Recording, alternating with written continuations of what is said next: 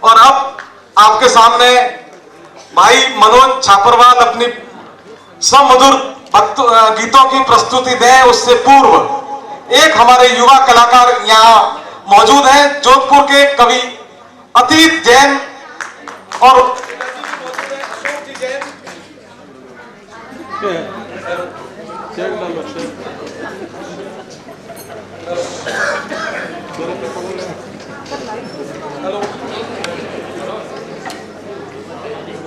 राकेश जी के इनके पारिवारिक रूप से भी अच्छे संबंध हैं और ये अपना जलवा अभी इनकी रचनाओं से ही पता चलेगा। और उसके बाद हम जिनका लंबे समय से इंतजार भी कर रहे हैं, सुप्रसिद्ध भजन गायक भाई मनोज छापरवाल जी और उनके टीम के लोग, हम सबको उनके सुमधुर भजनों से आनंदित करेंगे। कवि अतीत जैन, आइए, स्वागत। इस युवा कवि के सम्मान में एक बार जोरदार करतल ध्वनि से आप इसका स्वागत करें, इसकी हौसला अफजाई करें।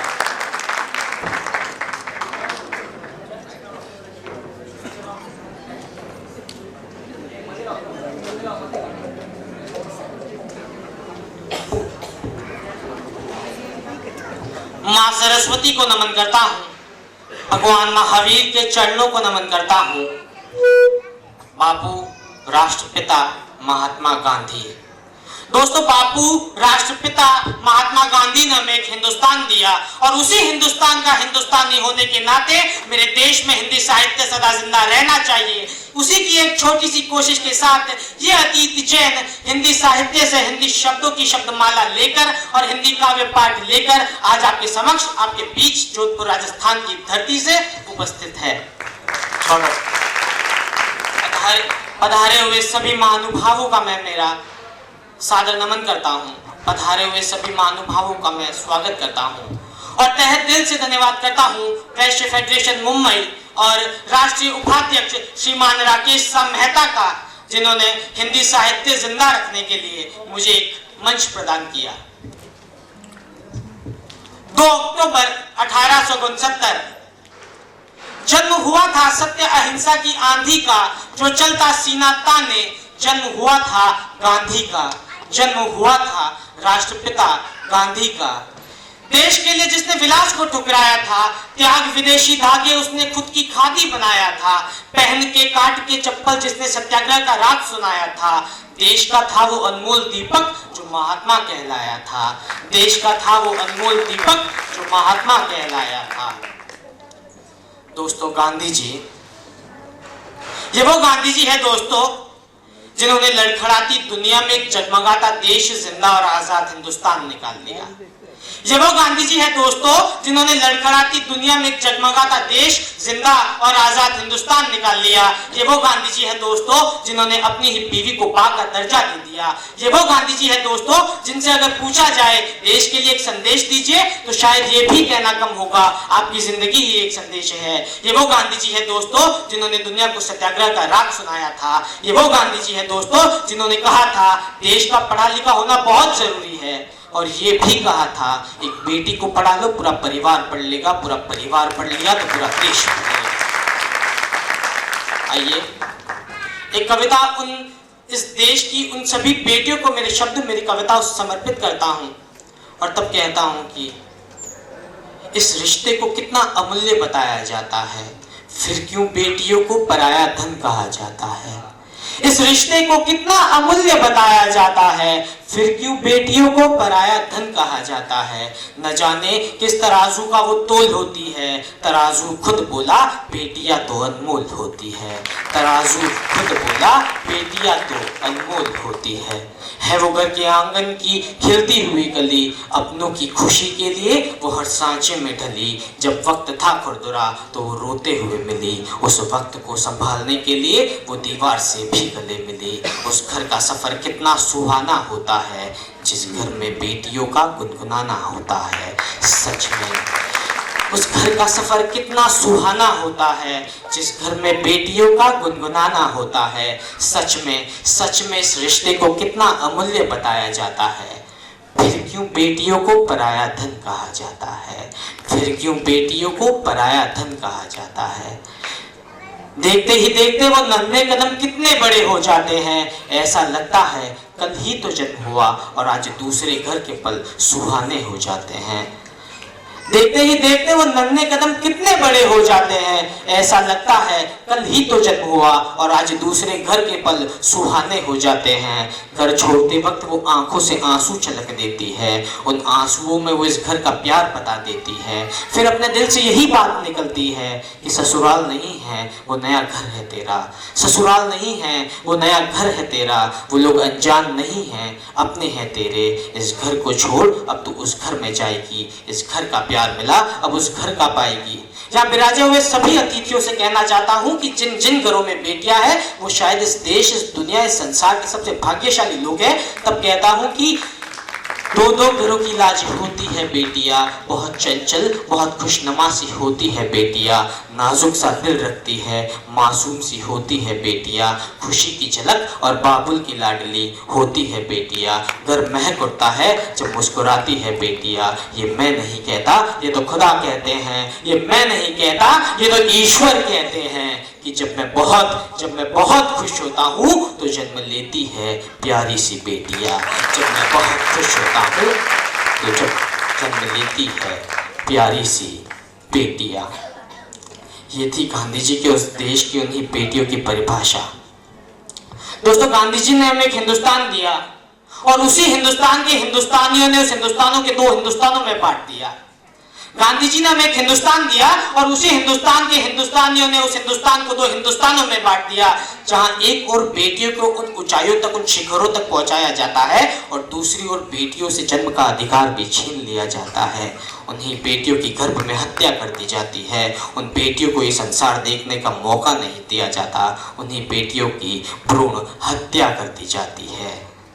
दोस्तों, क्या मालूम था किसी को इस माँ के गर्भ से लता मंगेशकर, कल्पना चावला, इंदिरा गांधी जन्म लेगी? क्या मालूम था किसी को इस माँ के गर्भ से सरोजनी नायडू, सुनीता विलियम्स, पीटी उषा जन्म लेगी? क्या मालूम था किसी को इस माँ के गर्भ से रानी Lakshmibai, mother Teresa, PT Usha जन्म लेगी?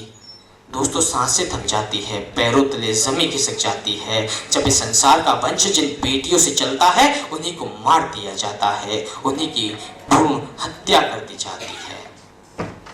दोस्तों, विज्ञान ने जो जो हमें आज तक दिया उस पर हमें नाज होना चाहिए, लेकिन एक बात से हमें ऐतराज होना चाहिए कि पानी से बिजली बना दी उस विज्ञान पर मुझे नाज है, हवा से बिजली बना दी उस विज्ञान पर मुझे नाज है, रफ्तार की दुनिया जैसे कार के इंजन बना दिए उस विज्ञान पर मुझे नाज है, धरती से लोगों को अंतरिक्ष की सैर करा दी उस विज्ञान पर मुझे नाज है, एक ग्लास में बिना मिट्टी के पौधा उगा डाला उस विज्ञान पर मुझे नाज है, करोड़ों पन्नों के भार को कंप्यूटर में बदल डाला उस विज्ञान पर मुझे नाज है, फिर उस कंप्यूटर को लेजर में बदल डाला उस विज्ञान पर मुझे नाज है, दुनिया भर के घरों में टेलीफोन लगवा दिए उस विज्ञान पर मुझे नाज है, दुनिया भर की खबर एक छोटे से पर्दे पर पता चले टेलीविजन बनाने वाले उस विज्ञान पर मुझे नाज है, कचरों के टुकड़ों से पेट्रोल बना डाला उस विज्ञान पर मुझे नाज है, यादों को याद रखने के लिए कैमरे बना डाले उस विज्ञान पर मुझे नाज है, मौत से जूझती जिंदगी को सिर्फ और सिर्फ एक ऑपरेशन से, मौत से जूझती जिंदगी को सिर्फ और सिर्फ एक ऑपरेशन से जिंदगी फिर लौटा दी,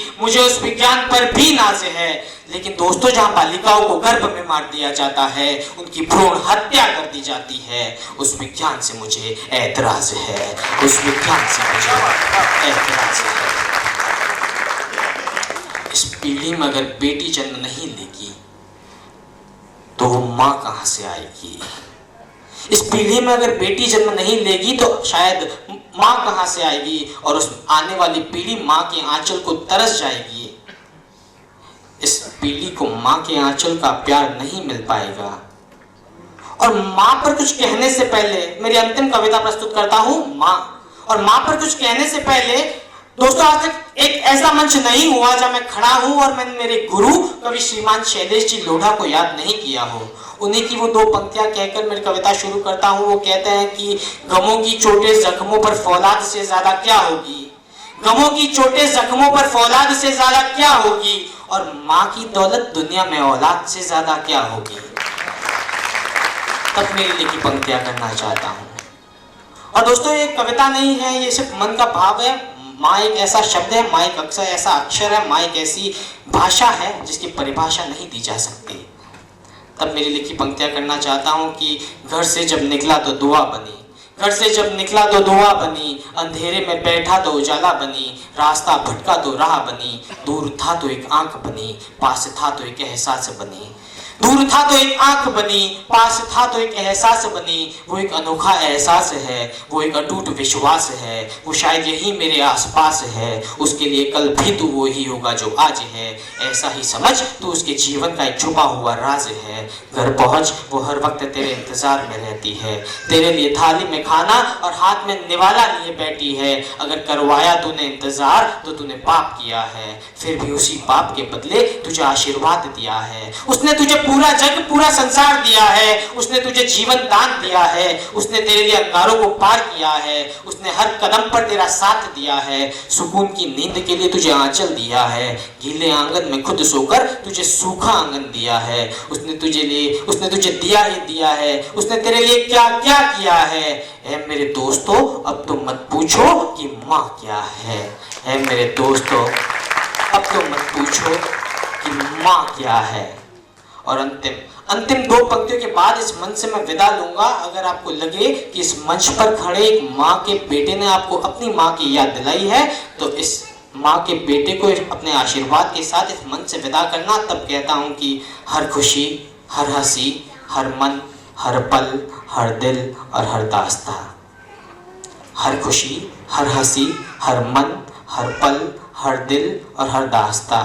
हर खुशी, हर हंसी, हर मन, हर पल, हर दिल और हर दास्तां मेरे प्यार की बस एक हस्ती में बसती है। प्यार जन्नत से इसलिए है मुझे क्योंकि जन्नत मेरे माँ के कदमों में बसती है।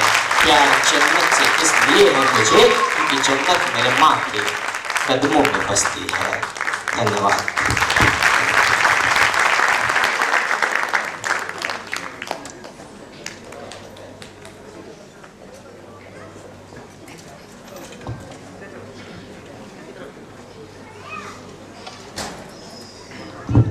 बहुत बहुत धन्यवाद भाई अतीत जैन।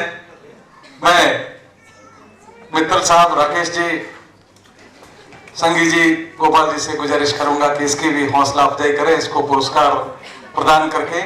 बहुत संभावनाएं हैं इस बालक में, इस युवा में, और सचमुच आज मतलब यह हम घोषणा कर सकते हैं कि यह भी कवि शैलेश लोढ़ा की तरह जोधपुर का, मारवाड़ का, राजस्थान का नाम एक दिन जरूर रोशन करेगा। बहुत बहुत धन्यवाद। जिस घर का सफर सुहाना होता है, उस घर का सफर सुहाना होता है जिस घर में बेटियों का गुनगुनाना होता है। बहुत अच्छी रचना प्रस्तुत की भाई अतीत जैन ने। और अब हमारा कार्यक्रम अधूरा रह जाएगा यदि हमने हुक्मराज जी भंडारी को नहीं बुलाया केवल 1 मिनट के लिए। तो